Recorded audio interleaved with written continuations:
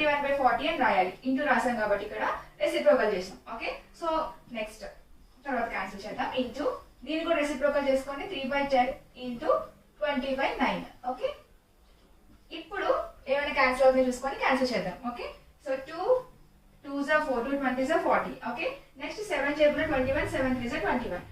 ఇంక ఇక్కడ ఏమీ క్యాన్సిల్ అవ్వవు కదా. సో 3/20 మిగిలింది కాబట్టి 3/20 అని రాసుకోండి. ఓకే, ఇంటూ ఇక్కడ 3/10 కదా, 3 3s are 9. Next 10 table 20 2 times, 10 2s are 20. ఇక్కడ మిగిలింది 2/3 మాత్రం మిగిలింది కాబట్టి 2/3 అని రాసుకోండి. ఓకే, సో ఇప్పుడు multiplication sign numerator denominator check చేసుకోండి. ఈ న్యూమరేటర్ 3, ఈ డినామినేటర్ 3 క్యాన్సిల్ అవుతుంది కదా. 2 టేబుల్ 20 10 టైమ్స్ వస్తుంది కదా. సో ఆన్సర్ ఏంటి, ఇక్కడ ఇంకా 1 ఉన్నట్టు. పైన నెంబర్స్ ఏమి లెఫ్ట్ ఓవర్ లేకపోతే అక్కడ నెంబర్స్ అన్ని క్యాన్సిల్ అయిపోతే అంటే అక్కడ 1 అని 1 ఉన్నట్టు. ఓకే, 1 రిమైన్ అయినట్టు. సో ఆన్సర్ ఏమవుతుంది, న్యూమరేటర్ లో 1 బై డినామినేటర్ 10 ఇంటూ 1 కదా, 10.